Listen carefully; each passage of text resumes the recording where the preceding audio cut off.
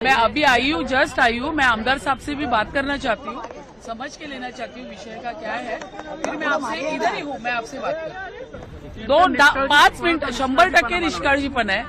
आम्ही हे करतच नाही, हा निष्काळजीपणा सरळ सरळ कळतोय। जितकं मी आता बघतेय, जे मी आता व्हिडिओ फोटोमध्ये प्रत्यक्ष याच्यावरून कळते, हा खूप मोठा निष्काळजीपणा आहे।